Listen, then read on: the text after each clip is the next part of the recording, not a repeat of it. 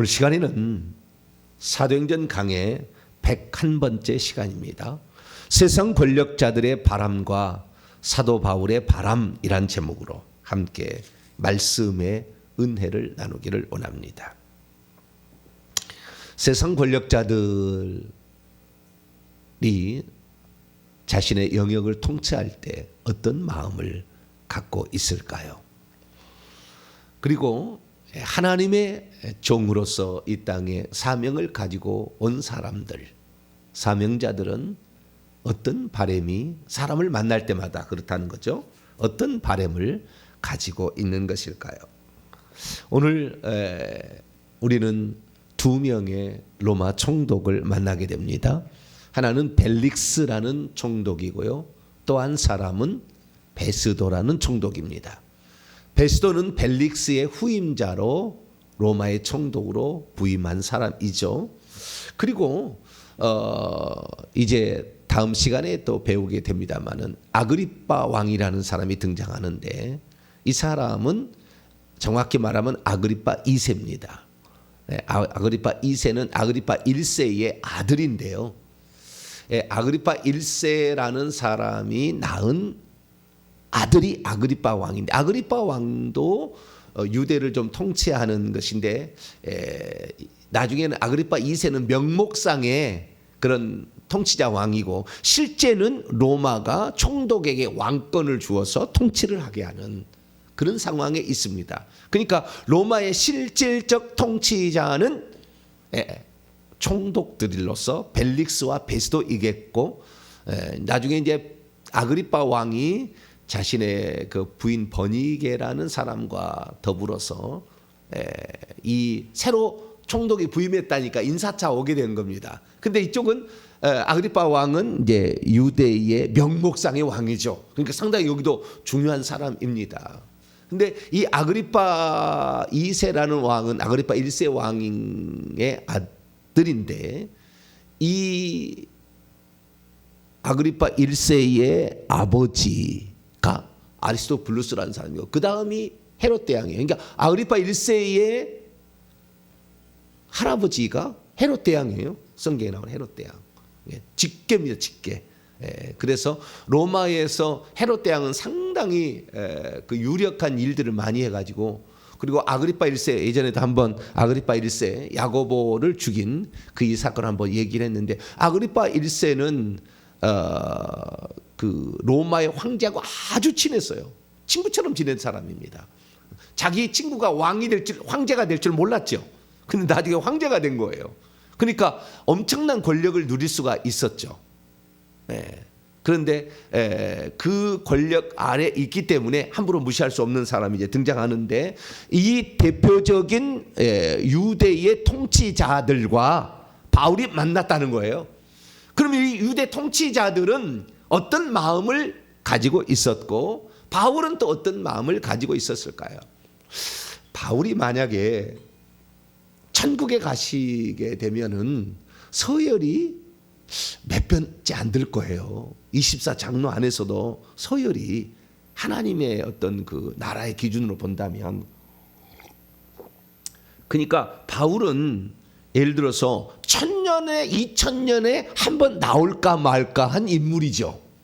하늘 나라에서 보게 되면, 그리고 그 하늘 나라에서 우리가 누리게 될 그 지위와 영광은 영원히 지속되는 것입니다. 그러니까 이 로마 총독과 그 다음에 아그리빠 왕이 지금 바울을 만났을 때에 이 사람이 어떠한 사람인가, 내가 죽은 다음에 그 다음에 세계에서 어떤 사람인가를 알았더라 한다면, 바울에게 과연 이렇게 바울을 대우를 했을까라는 것을 생각해 보는 거예요. 이 땅에서는 그러는 거예요. 이 땅에 봤을 때는 바울은 지금 어떤 죄인은 아니지만 구류되어 있는, 나이가 들어서 나이도 이제 뭐 50세가 훨씬 넘었을 거라고 추정이 되는데, 그런 나이가 들어 있는 그런 좀 노인에 가까운, 결혼 안 했으니까 이런 사람에 해당되는 그런 사람으로 보이게 되는 그런 입장입니다만, 하늘나라에서는 그러지 않죠. 그러니까 사람들은 외모를 보잖아요. 네. 그래서 아마 바울이 어떤 사람인 줄 알았더라면 이들은 이렇게 했을까? 유대 통치자들이 그런 생각을 해보게 됩니다. 그렇다고 한다면 이들을 유대의 총독들 벨리스와 베스도, 그 다음에 유대의 명목상의 왕이었던 아그리파 2세, 이 왕들은 바울을 어떻게 대했던 것일까요? 자, 그러면 계속해서 어제 이어서 말씀을 살펴보는데요. 오늘 총독 벨릭스가 드디어 그의 아내 유대 여자 두루실라와 함께 그 가이사랴에 있는 총독 접견실에서 바울을 불러서 이 예수 그리스도를 믿는 도를 듣고자 했다라는 것을 오늘 24절에 말씀하고 있습니다. 잠깐 제가 몇 가지 좀 그림을 좀 가져왔는데요. 여기가 가이사랴라는 항구입니다. 가이사랴라는 항구인데요. 오른쪽에 보시게 되면 수중 궁정터라고 네모난 것이 있죠. 지금은 이제 건물이 파괴되고 기둥도 안 보이지만 그 왼쪽에 보게 되면 네모난 것이 그 건물 기둥들이 좀 남아 있습니다. 낮은 건물 남아 있는데 거기가 이제 그 헤롯 궁전이 있었을 것이라고 추정이 되는 것이고, 왼쪽에 보게 되면 마차 경주장도 있고 저쪽에 연극장, 로마식 극장이 이렇게 있습니다. 수중 궁동처를 조금 더 이쪽에서 내륙에서 바다 쪽을 지중해 쪽을 보고 찍으면 이렇게 나오게 되죠. 그래서 지금도 그 궁전터의 안에가 이렇게 모양을 갖추고 있음을 보게 되고요. 그리고 이 앞쪽에, 그러니까 내륙 쪽에 보게 되면 바울이 그 구류되어 있었던 어떤 집과 같은 감옥과 같은 곳, 그런 곳이 여기입니다. 그래서 바울은 여기에서 사람들을 접견하고 뭐 예를 들어서 의사 누가를 여기서 접견하고, 누가가 여기 같이 있었을 거예요. 여러 사람이 있었는데 접견한 장소가 이것이고요. 그리고 우리가 한 가지 그 역사적 자료를 보게 되면 오늘 그 마태복음 사도행전 24장 24절에 보게 되면 벨릭스의 아내가 등장하는데 유대 여자 두루실라라고 등장하죠. 두루실라는 아그리파 2세 왕의 동생입니다. 자, 제가 잠깐 뭐 이렇게 도표를 가져왔는데요. 맨 밑에 쪽에 보면은 버니게라는 네모 동그란 게 버니게가 있는데 그 옆에 두루실라가 있죠. 이 두루실라가 벨릭스의 아내가 된 사람이에요. 그러니까 헤롯 아그리파 1세의 딸들 중에 한 사람이 두루실라, 베니게라는 사람이 있는데, 이 베니게는 누구였느냐? 베니게는 나중에 이제 보게 됩니다만은 아그리파 왕의 부인이 되는 그런, 아그리파 왕의 부인이 아니라고 어디가 아그리파 왕의 부인이 되는 격이 되는 거예요. 근데 부인은 원래 아니고 아그리파 2세의 여동생이었는데, 원래 자기 삼촌 헤롯 2세하고 결혼했다가 죽게 되니까 자기 오빠하고 같이 살아요. 그래서 부인격이 됩니다. 나중에 좀 이상한데 좌우지간 헤롯 왕가는 그래요. 그렇게 되는 건데요. 이게 좀 글자가 적게 나와서 좀 크게 좀 제가 확대해 볼게요. 그러니까 헤롯 아그리파가 있는데, 이거 헤롯 아그리파 1세가 있고 그 1세가 아들을 낳는데 아그리파 2세, 이제 바울이 곧 접견하는 명목상의 유대인의 왕 바울 시대에, 그 다음에 두루실라, 버니게가 아그리파 1세가 낳은 딸들인데, 이 두루실라가 바로 오늘 등장하는 벨릭스라는 총독의 부인이 된 사람인데, 원래는 원래는 부인이 아니었어요. 처녀로 결혼한 게 아니라 세 번째인가 그렇게 되는 사람이에요. 원래는 결혼을 했던 사람은 15살의 에메사의 왕 아디주스와 결혼을 했으나 파혼하고, 그리고 총독 벨리스하고 다시 결혼을 한 거예요. 그 전에 약혼한 사람이 있었어요. 파혼했기 때문에 어쩌면 결혼 관계로 세 번째고, 실제 결혼은 두 번째의 남편이 벨릭스입니다. 이 벨릭스라는 사람에게 결혼했는데 두루실라가 아주 미인이었다고 그래요. 아주 미인이었답니다. 그래서 많이 흠모한 사람이었는데, 벨릭스가 이 여자를 취해서 결국에 자식을 낳는데 아그리파 3세라는 아들을 낳게 되는데요. 아그리파 3세와 이 드루실라가 베스비오죠. 베스비오 화산 폭발. 다 폭발해서 그냥 쌓여서 죽었던 그런 흔적이 있잖아요. 그때 같이 죽었다고 얘기를 합니다. 그래서 드루실라라는 것은 아그리파 2세의 여동생이니까 나중에 이제 방문하게 될 때 가까이 지낼 수 있다는 것입니다. 버니게는 다른 삼촌하고 결혼했다가 나중에는 자기 오빠하고 같이 사는 아그리파 2세하고 사는 그런 사람이 됩니다. 그래서 다윗도 등장을 하는 것이고요. 자, 그러면 여기서 보게 되면 벨릭스라는 사람이 결국에 바울을 재판을 하게 되지 않습니까? 근데 바울을 재판하게 되는데 바울이 분명히 죄가 없다는 것을 산헤드린 공회가 가이사랴까지 와가지고 죄가 없다는 것을 분명히 확인할 수 있었는데도 불구하고 구류하에 두죠. 석방을 하지 아니하고 무죄라고 선언하지 아니하고 그냥 재판을 연기해서 천부장이 올 때까지 있으라 그러는데 천부장이 결국에 안 옵니다. 그러니까 계속 유대인들의 그 환심이죠. 유대인들의 마음을 얻기 위하여 유대인들은 지금 뭐예요? 바울을 죽이려고 하는데 죽여야 되겠다 하는데 죽일 수는 죄는 없고 그러니까 어떻게 되는 겁니까? 바울을 어떻게 하지를 못하고 놔두는 그런 형편이었어요. 그런데 이 역사적 어떤 자료에 의하면 드루실라라는 벨릭스의 부인이 바울을 만나보고 싶었다는 거예요.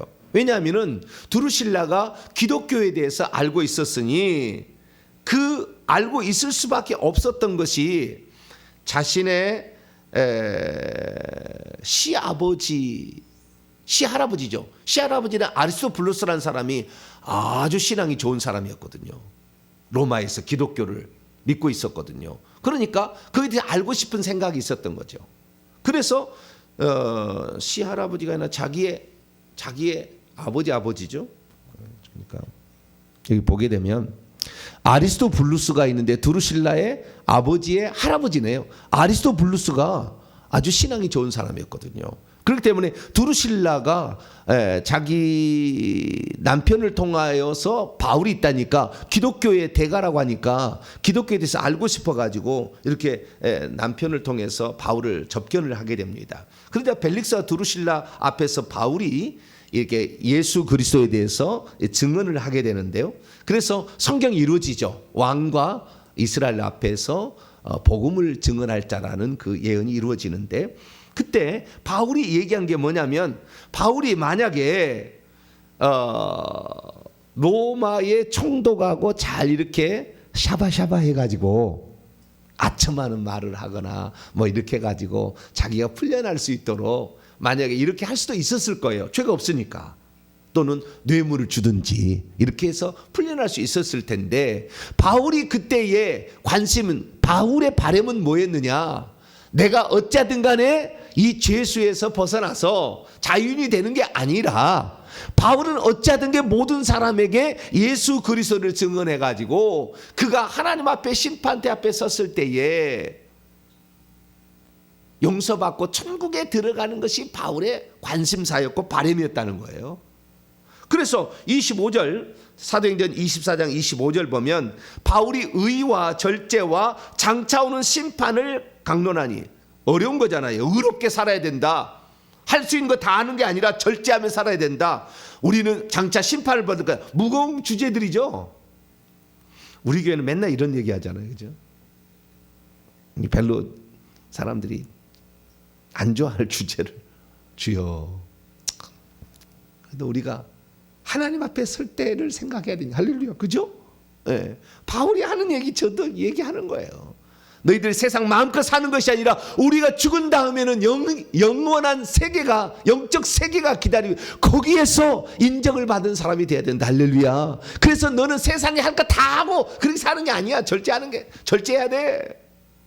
우리는 의로워야 돼. 우리는 깨끗해야 돼. 그러지 않으면 악한 영이 있어가지고 우리가 세상에서 그리스도의 빛을 발할 수가 없어. 장차 우리가 하나님 나라에 들어가려면 심판대를 거쳐서 들어가는데 그때 어떻게 해야 되는 거냐 이런 걸 얘기했다는 거예요. 그런데 지금 벨릭스가 들으시려고 왔는데 했던 얘기가 뭐냐면은 좋은 얘기. 왕은 참 이 나라를 너무나 잘 다스려서 태평성대를 이루고 있어서 참 좋습니다. 그러면서 아첨하는 말을 막 하면서 막 띄워주고, 그래서 어느 날 기분 좋게 해가지고 그냥 무죄 그래가지고 나 석방할 수 있는, 근데 그게 아니었다는 거예요. 그런데 바울은 어찌하든 간에 그 사람을 만나서 왕이든지 그다음에 천한 사람이든지 상관없이 복음을 증언하는 일에 자신의 모든 것을 드렸다라는 사실을 여기서 말하고 있죠. 그런데 이 벨릭스는 그 역사적 자료를 살펴보게 되면은요, 아주 잔인하고 아주 탐욕으로 악명 높은 사람이었고 아주 불의한 자였고요, 뇌물을 받아서 재판도 굽게 했다고 그래요, 역사적 자료에 의하면. 그러니까 이 벨릭스는 좀 그 못된 지도자, 네, 그런 사람에 속한 거죠. 돈 받으면은 좋게 풀어주고 죄를 감형해주고, 돈 안 쓰면은 그냥 막 계속 붙잡아두고 막 이렇게 하는 그런 사람이었던 거죠. 특별히 바울이 그 벨릭스 앞에서 그 재판을 받을 때에 자기가 자기 민족을 구원하기 위해 구제헌금을 가지고 예루살렘에 있는 사람을 도와줬다는 얘기 들으니까 돈도 많이 있는 것 같고, 그러니까 어떻게 해요? 26절 보세요. 동시에 또 바울에게서 돈을 받을까 바라는 거로 더 자주 불러 이야기를 했어요. 더 자주 불러 이야기를 하는 것은 진짜 복음을 들으려고 그런 것이 아니라 돈이나 좀 받아볼까, 그렇게 생각을 했다. 이 자기에게 들려오는 말은 이리 들었다 이리 흘려버리고, 돈이나 가져와서 이렇게 나에게 좀 부탁을 청탁을 해서 너를 풀어주게 해달라, 이런 식으로만 생각을 했다는 거예요. 그러니까 결국에 여러분, 이 벨릭스라는 총독을 통해서 알 수 있는 인간의 지도자의 관심사는 뭐냐면, 자기가 그 권한을 권리를 쓰는 데에 부딪힐 것 같은 사람들하고는 친하게 지내기 위해서 이렇게 하려고 하는, 그런 모습하고, 개인적으로는 그 권력을 위해서 돈을 차지하는 욕망. 오늘날에 아마 권력자들 다 그럴걸요. 내가 가지고 있는 권력의 안정을 누리기 위해서는 누구하고 친하게 지내야 되는가, 누구 대표자들과 함께 식사도 하고 이렇게 해서 잘 지내야 될 것인가, 그게 초미의 관심사죠. 그리고 어떻게 하면 돈을, 이 권력을 이용해서 돈을 벌 수 있을까라는 것이 초미의 관심사인데, 영락 없는 일반 세상 지도자와 똑같은 모습을 벨릭스 총독이 보여주고 있습니다. 그런데 벨릭스 총독이요, 이 재판이 있은 후에 2년 만에 소환을 당합니다. 관직에 박탈당해요. 왜 그러냐면, 이 가이사르에서라는 뭐 폭동이 있었는데, 그때 헬라인들하고 유대인들하고 그렇게 서로 좋지 않아서 싸웠나 봐요. 그런데 이 벨릭스 총독이 헬라인 편을 들었어요. 그러니까 유대인들의 원성을 사서 유대인들의 공회가 로마 황제에게 청원을 한 겁니다. 이 지도자가 너무 우리 백성을 험악하게 한다.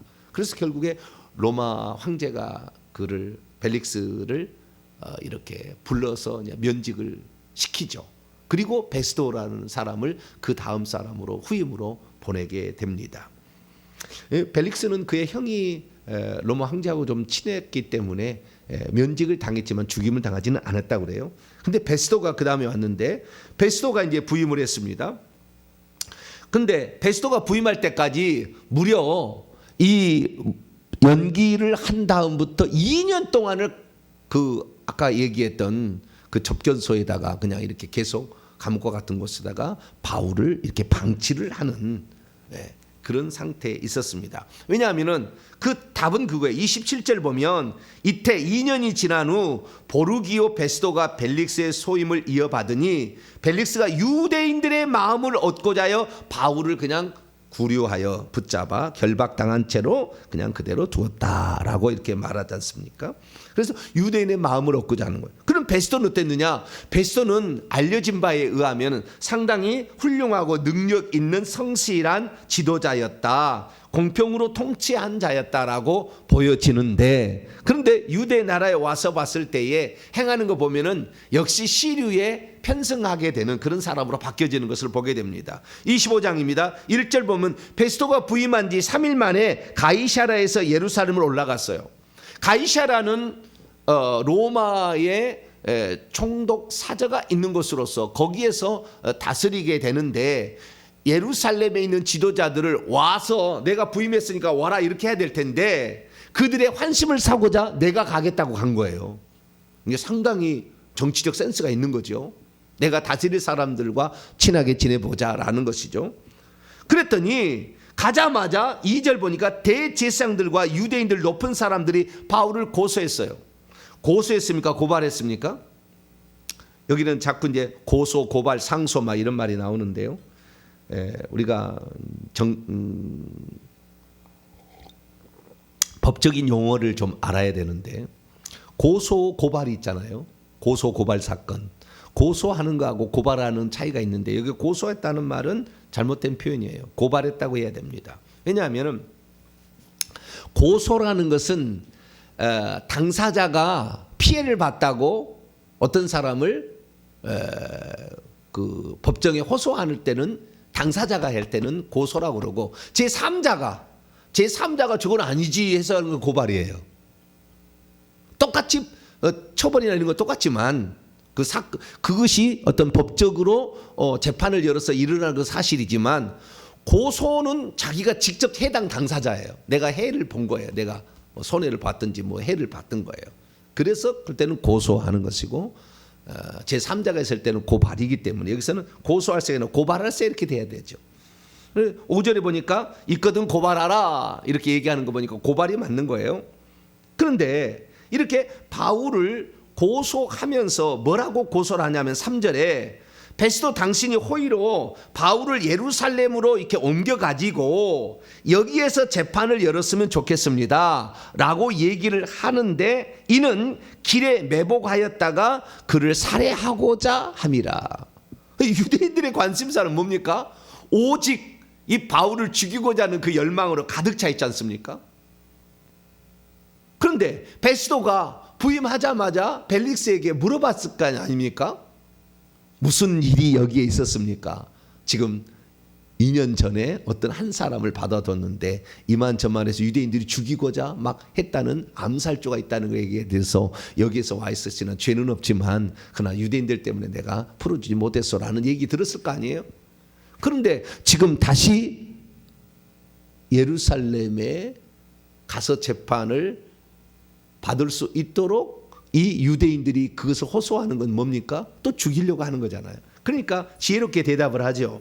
4절 보니까 베스도가 대답하되 바울이 가이사라에 구류되어 있는 것과 자기도 멀지 않아 그곳으로 떠나갈 것을 말하고, 너희 중에 능력 있는 자들이 나와 함께 내려가서 그 사람의 말치 만일 옳지 않은 일을 행했다면 고발을 거기서 해라 라고 하면서 결국에 12일을 예루살렘에 보낸 후에 그 사람들과 함께 이 가이사라로 갑니다. 그래서 그 다음 날 이튿날 드디어 고발 사건이 재판이 열려지게 됩니다.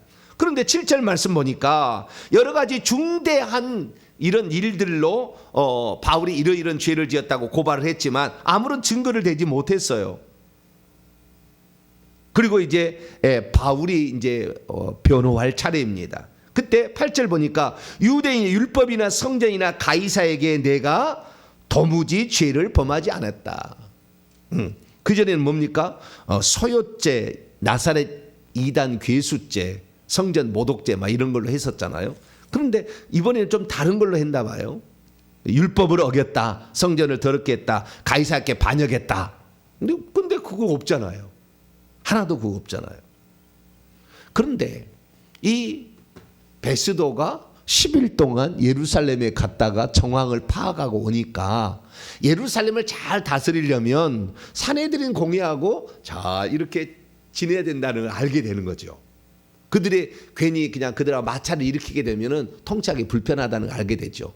그런데 와서 바울의 재판을 다시 열어보니 바울은 아니나 다를까 죄가 없는 거예요. 그런데 벨릭스하고 똑같이 만약 여기서 풀어준다고 한다면 처음 오자마자 처음 청원한 거 아니에요. 자기가 지배하고 있는 그 사람들의 대표자가 와서 처음 청원한 것이 이 재판을 열어서 이 사람을 사형 언도를 시켜주시오라는 그런 청원을 했는데, 처음부터 첫 사건을 쓸데없는 소리 마시오 뭐 그랬다가는 또 이제 베스트 입장도 난처하잖아요. 처음 지금 와가지고 지금 재판을 연 건데, 그러니까 유대인들의 말을 들어주지 않을 수도 없고, 그렇다고 해서 바울을 죄 없다고 또 이렇게 말할 수도 없는 또 애매한 입장에 처한 겁니다. 이게 세상 지도자들은 항상 눈치를 봅니다. 항상 눈치를 봐요. 그래서 재판을 또 5년 연기하잖아요. 대통령이 바뀔 때까지 또 이렇게 또 연기하고, 이렇게 어떻게 해서 또 뭐 또 이렇게 연기하고, 이렇게 하듯이 안 하는 거예요. 그런데 그때 유대인들이 그 고소를 했기 때문에, 아니 고발을 했기 때문에, 유대인들의 고발을 들으면서 어떤 생각을 했냐면 9절 말씀 보세요. 베스도가 유대인들의 마음을 얻고자, 똑같이 아까 유대인들의 마음을 벨릭스도 그던데, 마음을 얻고자 하여 바울더러 묻되 네가 예루살렘에 올라가서 이 사건에 대해서 내 앞에 신문을 받으려 하느냐. 예루살렘에 가서 재판을 하자. 이 사람들이 예루살렘에 재판하는 게 그들의 청원을 조금 들어주면서, 그러나 죄는 없으니까 그래도 예루살렘 재판을 받으려 하느냐, 이렇게 얘기를 했을 때 바울도 알고 있죠. 암살조가, 매복조가 기다리고 있다는 것을. 그러니까 10절에 12절까지 딱 하면은 보면은, 나는 지금 유대인의 법정에서 종교적 재판을 받는 게 아니라, 내가 원래 이렇게 가이사에게 이렇게 그러니까 로마 총독에게 그 재판을 받고 있는 것은 다른 이유가 아니고, 이 유대인들은 나를 죽이려 하는 그런 종교적 재판을 불이하게 여니까, 비록 로마지만 합당하게 재판을 열어줄 곳에서 내가 재판을 받고 있는데, 다시 그리 간다고 한다면 그들은 어떻게 할 건가. 바울은 불보듯 뻔하게 잘 알고 있었어요. 그러니까 나는 이제 당신에게서도 받을 수 없고, 가이사에게, 나는 로마 시민이니까 나는 가이사 로마 황제에게, 그 윗 법원에게 상소를 하는 거죠. 나는 가이사에 가서 재판을 받겠습니다라고 정식으로 요청을 해버립니다. 이것이 하나님의 뜻이죠. 왜냐하면 로마에서 복음을 전해야 될 거니까. 그래서 가이사에게 상소하노라. 나는 아무런 유대인들에게 잘못한 일이 없기 때문에 나는 가이사에게 상소합니다, 호소합니다라고 얘기를 해버립니다. 그러자 결국에 베스도도 어쩔 수 없이 그러면은 로마에 가서 재판을 받으라 하고 이제 호송을 해주게 되는 일인데, 호송하기 전에 아그리파 2세 왕이 자기 여동생이자 부인격인 버니게 와가지고 다시 그 재판을 대신 또 한 번 더 하는 사건이 또 그 뒤에 나오게 됩니다. 그래서 여기에 보니까 결국에 이 벨릭스나 베스도나 세상 지도자들, 권력자들은 마음이 항상 뭐예요? 항상 자기가 통치하는 영역에 문제 없고 그 사람, 거기에 있는 대표자들과 친하게 지내는 그런 상태를 항상 유지하고 싶은, 정치적인 거죠. 실제로 죄가 없는데도. 그 다음에 개인적으로는 돈 욕심이죠. 돈 욕심. 그래서 마태복음 6장 24절에도 한 사람이 두 주인을 섬기지 못할 것이니 너희가 하나님과 재물을 겸하여 섬기지 못한다. 하나님의 사람은 항상 예수 그리스도의 복음을 증언하는데 초미의 관심사가 있고, 세상 권력자는 항상 자신의 권력을 유지하고 거기에서 어떤 돈을 빼먹기 위한 돈 욕심으로 가득 차 있는 그런 모습을 여실히 드러내주는 일이다. 그리고 베스도도 다시 부임했지만 처음에는 뭐 공평하게 한다, 알려진 사람이었고 성실한 사람인 건 분명합니다만은, 그러나 또 유대인들의 눈치를 봐야 되는 그런 상황에 있었으나 그래도 비교적 괜찮은 사람이어서 가이사에게 항소하는 바울의 청혼을 들어줍니다. 그래서 결국에 로마에 가서 이제 복음을 증언할 수 있는 기회를 얻게 되는 것이죠. 결국에 우리는 오늘날에 목회자가 되었을 때 바울의 입장이라고 한다면 세상의 권력자들이 있잖아요. 이런 사람들하고 친하게 지내려는 목회자들도 있어요. 시장하고 뭐 경찰서장하고 뭐 이런 사람들하고 친하게 지내려고 하는 사람 있죠. 그러면 그 친하게 지내는 이유는 뭐냐? 내가 어려움 당하면 당신 나를 좀 빼주셔. 이러려고 친하게 지내는 거냐? 그들에게 진정 예수 그리스도의 복음을 증언하기 위하여 가까이 하려 하는가? 한번 생각을 해봐야 되는 거죠. 네. 근데 바울은 보니까요, 권력자들하고 친하게 지내려는 의도가 없어요. 나를 좀 봐달라, 나를 좀 무죄석방 해달라, 그런 의도가 없어요. 보니까 목회자들의 마음은 항상 순수해야 돼요. 오직 복음 전파, 할렐루야. 오직 예수 그리스도. 그리고 우리가 하나님 앞에 섰을 때 어떤 모습으로 설 건가? 그때도 당신은 지도자는 아니다라는 거잖아요. 이 세상에서 너가 재판을 열 수 있지만 진짜 참 재판장은 우리 주 예수 그리스도다, 그거잖아요. 그걸 전하는 거잖아요. 그렇기 때문에 오늘날의 목회자들도 어떤 마음으로 복음을 증언하고 사람을 대해야 될 것인가, 우리 이 부분을 알 수가 있는데, 우리들은 이 땅에 살 때 하나님 나라, 어찌든 간에 하나님 나라에 들어갈 때 재판 받고 들어가는 걸 알고 그 재판 앞에 섰을 때에 내가 어떤 모습으로 설 것인가를 생각해서 불의하게 살지 말고, 그리고 절제하며 살고 돈 욕심 내지 말고 오직 주의 나라 복음을 위해서 살아서 주님께서 잘했다 칭찬하고 면류관 써주는 복된 성도가 되기를 간절히 바랍니다. 거룩하신 하나님, 세상 권력자들의 마음은 어디에 있을까 생각해 봅니다.